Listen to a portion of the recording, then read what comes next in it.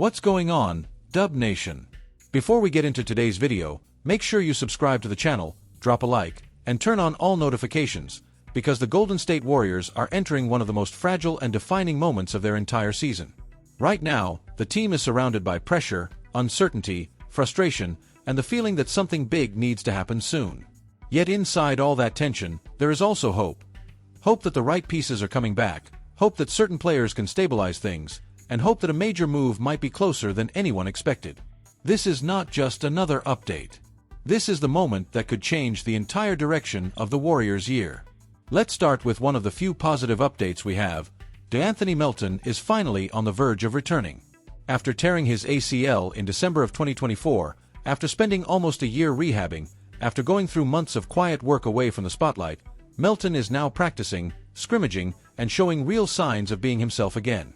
He will be re-evaluated in 10 days, and the expectation inside the organization is that he will be ready for early December. And the truth is simple: the Warriors desperately need him. They need his ball handling when the offense gets sloppy. They need his shot making when defenses trap Steph and force someone else to score. They need his defensive versatility to take pressure off the aging core. They need his calm. They need his steadiness. They need his presence in the rotation because the roster right now feels unstable and incomplete without someone who can do a little bit of everything. But while one key piece is finally coming back, another crucial piece has been stuck on the sideline, and this one is far more concerning. Jonathan Kuminga has missed 5 straight games with knee tendonitis, and even though the team keeps saying it's being careful, everyone can feel the worry underneath the official updates. Kuminga plays with violence, explosion, power, and force. His entire game depends on athleticism, and knee issues for a player like that are not something you can just ignore.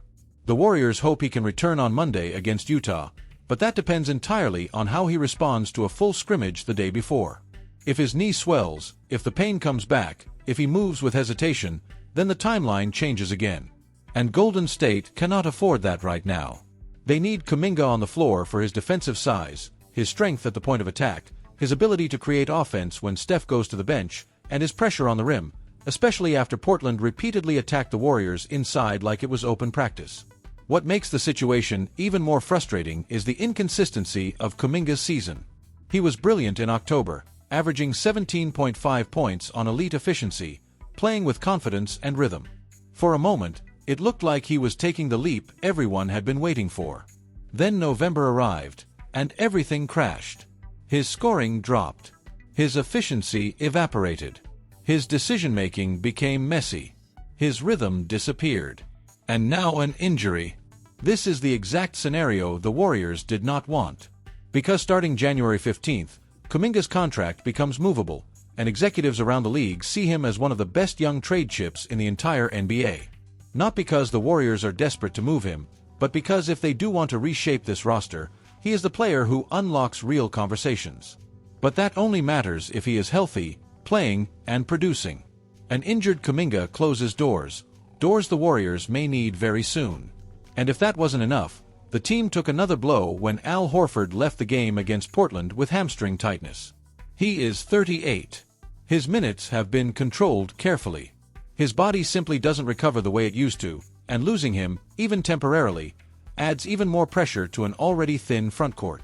With no real interior size, no consistent rim protection, and no physicality, the Warriors just keep getting punished inside. And that brings us to perhaps the biggest red flag of the week: the loss to the Portland Trail Blazers. This wasn't a loss to a talented team. This wasn't a loss to a healthy team. This wasn't a loss to a team with experience or chemistry or star power. The Warriors lost to a heavily injured, rebuilding Blazers team, and they gave up 127 points. 28 of those points came on second chances. 17 came off turnovers. That's 45 free points, almost half 100, gifted to an opponent missing half their roster. And even worse, Portland grabbed 21 offensive rebounds, with Donovan Clingan dominating inside for 22 points and making the Warriors look smaller and softer than ever.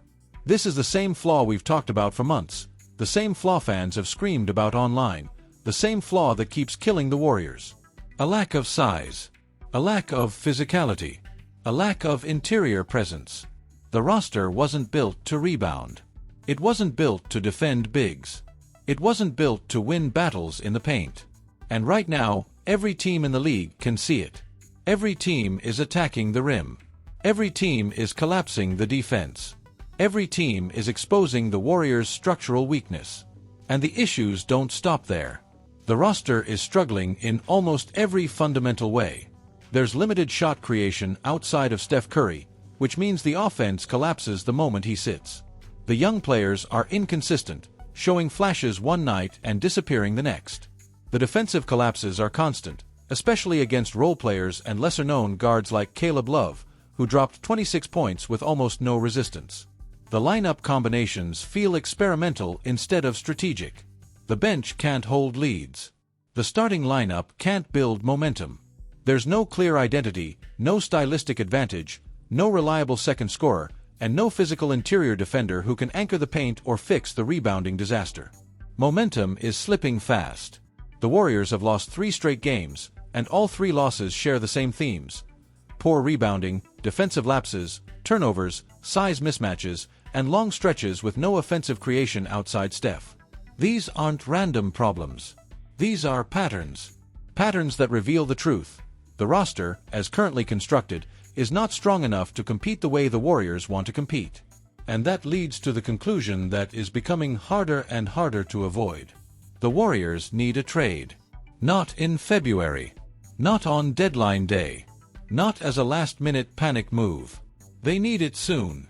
They need structural balance. They need size.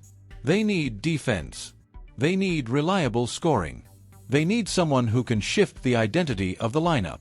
They need a player who changes the geometry of the floor. And they need it before this season spirals further out of control. This doesn't mean the season is over. It doesn't mean fans should panic. It doesn't mean the dynasty is dead.